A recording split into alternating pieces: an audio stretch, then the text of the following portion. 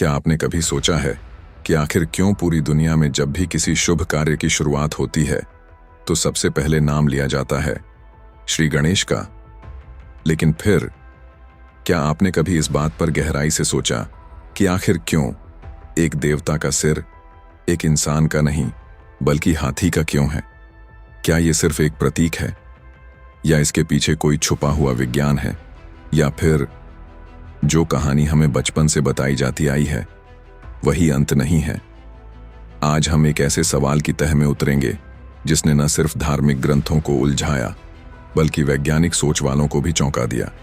सवाल सीधा है लेकिन जवाब शायद इतना आसान नहीं। क्या गणेश जी का सिर सच में हाथी का था, या ये कहानी सिर्फ एक प्रतीक थी जिसे समय के साथ लिटरल मीनिंग दे दिया गया? और अगर किसी को सच सामने लाने से डर लगता है तो शायद आज आपको डर से ऊपर उठना जरूरी है। लेकिन आगे बढ़ने से पहले चैनल को जरूर सब्सक्राइब करें, क्योंकि आज हम एक ऐसी यात्रा शुरू कर रहे हैं जो आपके सोचने का नजरिया ही बदल देगी। शुरुआत करते हैं उस कहानी से जिसे हम सबने बचपन से सुना।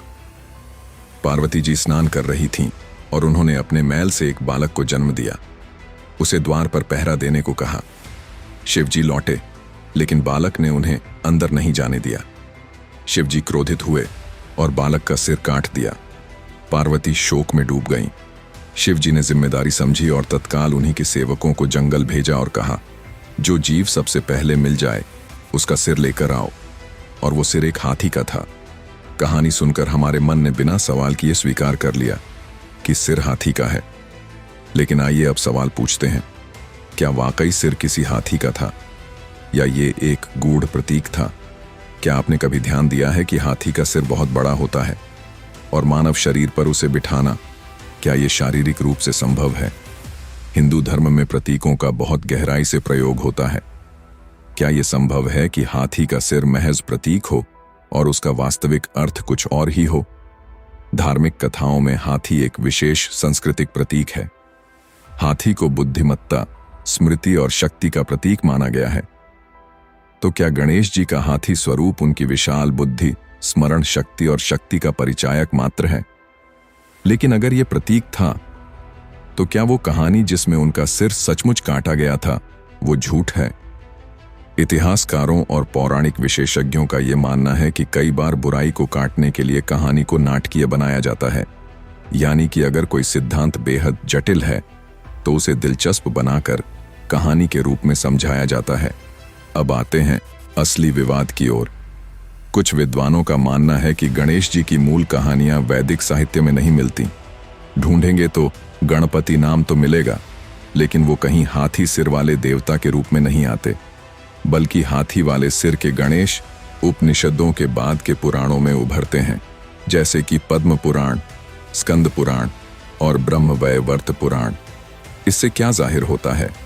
क्या गणेश जी की छवि बदल दी गई, या उन्होंने किसी समय पर अलग अलग सभ्यताओं के प्रतीकों को मिलाकर नई रूपरेखा पाई? ध्यान देने वाली बात यह भी है कि मिस्र की सभ्यता में भी ऐसा ही एक देवता था, थोथ, जो ज्ञान, लेखन और बुद्धि का देवता था। उसकी भी छवि एक विचित्र सिर वाले देवता की थी, लेकिन वो मनुष्य का शरीर और आइबिस पक्षी का सिर रखता था। क्या प्राचीन सभ्यताओं में यह चलन था कि किसी अत्यंत बुद्धिमान व्यक्ति को प्रतीकात्मक रूप से ऐसे दिखाया जाए कि उसके पास मानव से अलग सिर हो, ताकि उसका विशेष स्थान दर्शाया जा सके?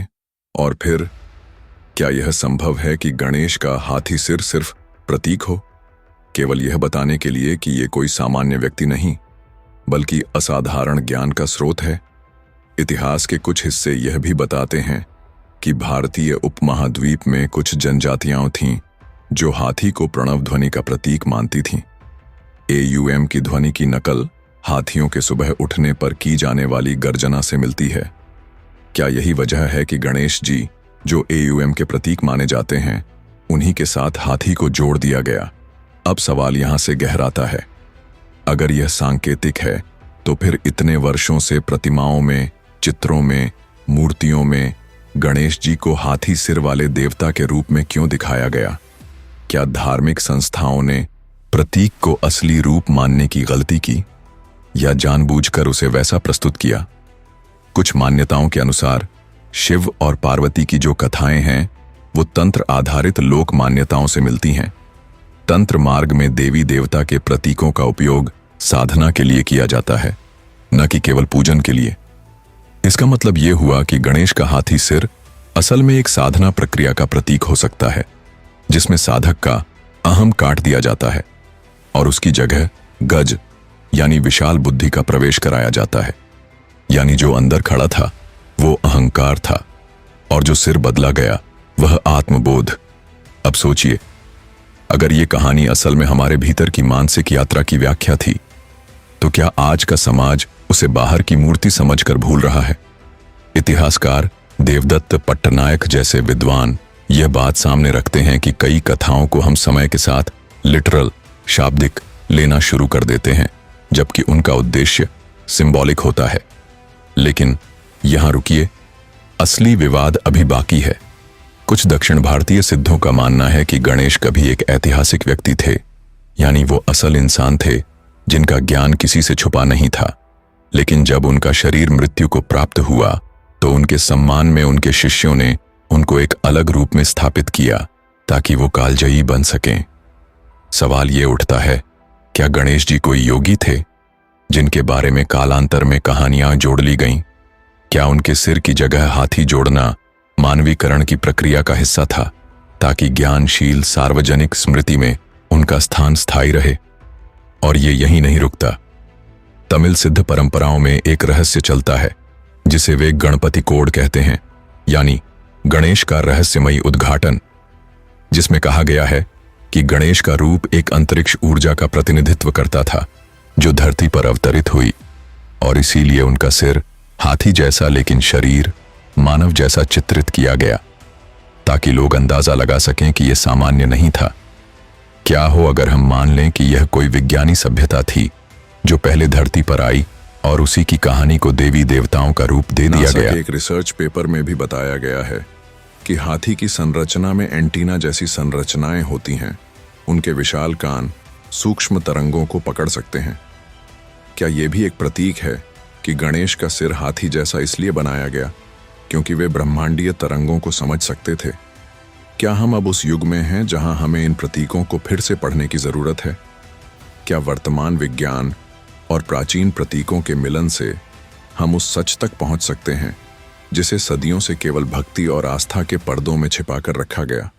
तो क्या गणेश जी का सिर हाथी का सचमुच था या बस प्रतीक था? आप क्या सोचते हैं? अगर अब तक आपके मन में हलचल मची है तो रुकिए मत, क्योंकि अगला भाग और भी गहराई में ले जाएगा, जहां बात होगी डीएनए, मिथ, एलियन थ्योरी और प्राचीन भारतीय तकनीक की।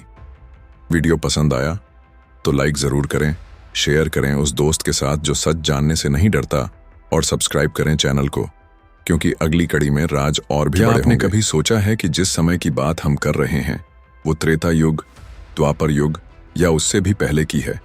तब क्या किसी इंसान का शारीरिक अंग किसी जानवर से बदल पाना संभव था? आज की मेडिकल साइंस भी ऑर्गन ट्रांसप्लांट यानी अंग प्रत्यारोपण में जिस लेवल पर है, वहां भी सिर का ट्रांसप्लांट लगभग असंभव माना जाता है। और हम ये मान रहे हैं कि हजारों साल पहले किसी इंसान का सिर काटकर जानवर का सिर जोड़ दिया गया और वो भी जिंदा हो गया। माना कि हम श्रद्धा रखते हैं, लेकिन क्या सिर्फ आस्था के भरोसे विज्ञान को नकार देना सही होगा? अब एक ऐसी थ्योरी की बात करते हैं जिसे सुनकर आप या तो चौंकेंगे या फिर उसकी तरफ खींचे चले आएंगे। Theory 1, DNA engineering. कुछ भारतीय और विदेशी वैज्ञानिकों का मानना है कि प्राचीन भारत में एडवांस्ड बायोजेनेटिक्स की जानकारी थी, यानी डीएनए को मैनिपुलेट करने, क्लोन बनाने और हाइब्रिड बीइंग्स, मिले जुले जीव बनाने की तकनीक। गणेश का सिर बदलना, हो सकता है वो प्रक्रिया उस वक्त के किसी डीएनए स्वैप या हाइब्रिड क्लोनिंग की प्रक्रिया थी। आश्चर्यजनक रूप से कई तंत्र और पुराणों में गजमुख के निर्माण का जिक्र मंत्र प्रयोग, चक्र नियंत्रण और ध्वनिक तरंगों के माध्यम से होने की बात करता है। और अगर कोई एडवांस्ड सिविलाइजेशन थी जो इन तकनीकों को जानती थी, तो क्या वह कोई पृथ्वी की सभ्यता थी? या theory 2, alien intervention, alien intervention theory. यह थ्योरी कहती है कि गणेश जी का सिर हाथी का नहीं बल्कि किसी अन्य ग्रह की प्रजाति का है। भारत के ही नहीं, कई प्राचीन सभ्यताओं के रिकॉर्ड्स में ऐसे देवी देवताओं का जिक्र मिलता है जिनके सिर जानवरों जैसे थे लेकिन शरीर मनुष्य का। मिस्र के हॉरस, मेसोपोटामिया के एनकी और ग्रीक पौराणिकता के सेंटोर तक, क्या ये सब प्रतीक हैं या किसी वैज्ञानिक रचना की स्मृति? भारत में ऐसे कई मंदिर हैं जहां गणेश जी की मूर्तियां सामान्य हाथी की तरह नहीं दिखती। कुछ में उनकी सूंड बहुत छोटी है, कुछ में उनकी आंखें पूरी तरह मानव जैसी। ये विविधता यह दर्शा सकती है कि उनका जो सिर था वह सिंबॉलिक रिप्रेजेंटेशन था किसी एडवांस्ड बीइंग का। अब आते हैं मानसिक और आध्यात्मिक प्रतीकवाद पर। थ्योरी 3, मनोवैज्ञानिक परिवर्तन का संकेत। गणेश जी के सिर को काटना, इसे अगर आप लिटरल ना लें तो इसका मतलब है ईगो, अहंकार को समाप्त कर देना। सिर यानी आइडेंटिटी और हाथी का सिर यानी विजडम, पेशेंस और मेमोरी। क्या यह महज दैविक सर्जरी नहीं बल्कि मानसिक सर्जरी थी हमारे भीतर की? आपने देखा होगा आज भी यौगिक साइंस में सिर की ऊर्जा को बदलने की विधियां हैं। कुंडलिनी जागरण के समय महाशून्यता का अनुभव होता है। क्या यह वही प्रक्रिया थी जो तांत्रिकों ने गणेश के रूप में प्रस्तुत की? अब सबसे बड़ा सवाल उठता है, क्या यह सब झूठ है? पूरा सच वही है जो ग्रंथों में लिखा है? न विवेकानंद ने इन सब बातों को पूरी श्रद्धा के साथ पौराणिक प्रतीकों की मानसिक व्याख्या के रूप में प्रस्तुत किया। उनका मानना था कि भारतीय धर्म सत्य को प्रतीकों के माध्यम से समझाता है और जिन कहानियों को लोग चमत्कार समझते हैं वे असल में मानसिक और आध्यात्मिक विज्ञान की जटिल व्याख्याएं हैं। लेकिन एक तथ्य और, जब वैज्ञानिक डॉ कनिंघम इंडिया गेट के पास खुदाई कर रहे थे तब उन्हें कुछ ऐसी कलाकृतियां मिली जिनमें गणेश के रूपों में बदलाव दिखाया गया था। कुछ में सिर बड़ा, कुछ में सूंड अलग प्रकार की और कुछ ऐसी मूर्तियां जहां सिर उतरा हुआ दिखाया गया था जैसे वह भारी था या जोड़कर रखा गया हो। इसी तरह हड़प्पा संस्कृति के कुछ खंडहरों में एक ऐसा ह्यूमनॉइड फिगर मिला जिसकी शारीरिक संरचना आधी इंसानी और आधी किसी और प्रजाति जैसी थी। क्या वह गणेश पहले स्वरूपों में से कोई हो सकता है? क्या गणेश कोई इवॉल्व्ड स्पीसीज का स्पेसिमेन था जो इस धरती पर एक खास पर्पस से अवतरित हुआ? एक थ्योरी कहती है वो प्रोटोटाइप थे, यानी ऐसे बीइंग जिन्हें अलग अलग गुणों से लैस कर धरती पर भेजा गया, intelligence, memory, leadership and stability, और तभी उन्हें विघ्नहर्ता कहा गया, यानी जो हर रुकावट को हटा सके, चाहे वो बाहरी हो या मस्तिष्किक। अब आते हैं विवाद की असली जड़ पर, धर्म बनाम विज्ञान। क्या हमारे धर्म ग्रंथ विज्ञान से कहीं ज्यादा गहरा थे या हम उन्हें ठीक से समझ नहीं पाए? क्या पुराणों ने अपना काम कर दिया, यानी उन्होंने गूढ़ ज्ञान को लोक कथाओं में बदलकर समझा दिया और जिम्मेदारी हमारी थी कि हम उसे समय आने पर डिकोड करें?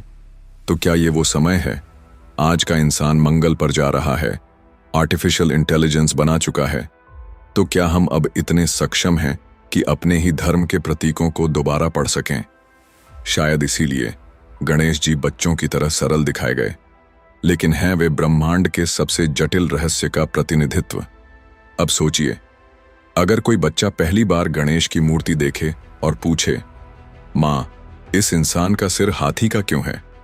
तो आप क्या जवाब देंगी? क्या आप कहेंगी भगवान है जिससे जो चाहें कर सकते हैं, या क्या आप कहेंगी इसमें एक रहस्य है जिसे समझने के लिए तुम्हें बहुत गहराई तक जाना होगा? क्योंकि यही तो हम नहीं कर पाए। हमने प्रतीकों को पूजा की मुद्रा में तो रखा, लेकिन उन्हें समझा नहीं। हमने ज्ञान को मूर्ति मान लिया और मूर्ति को ज्ञान बनाने में आलस किया। अब समय है उन संकेतों को फिर से डिकोड करने का। और हो सकता है शायद गणेश जी का सिर हाथी का ना होकर किसी दूसरे ग्रह का था, या शायद वो रिप्रेजेंटेशन था हमारी असीम ज्ञान वृद्धि का, या हो सकता है वो प्रतीक था यह दिखाने का कि अपने वास्तविक अहम को काट कर ही हम गणाधिप बन सकते हैं। तो अगली बार जब आप गणपति की मूर्ति के सामने जाएं, तो सिर झुकाने से पहले एक बार दिमाग से भी झुकिए और सवाल पूछिए कि मैं इस प्रतीक से क्या सीख सकता हूं, और तब शायद नहीं तोतों की दुनिया में एक सोचता हुआ इंसान जन्म लेगा। वीडियो अच्छा लगा? अभी लाइक करें, शेयर करें और कमेंट में बताएं आप क्या मानते हैं, प्रतीक या हकीकत। सब्सक्राइब जरूर करें, क्योंकि ऐसे ही दिल और दिमाग को हिला देने वाले रहस्य खुलेंगे उसी जगह जहां सवाल उठते हैं और जवाब मिलते हैं आपके साथ। जय श्री गणेश।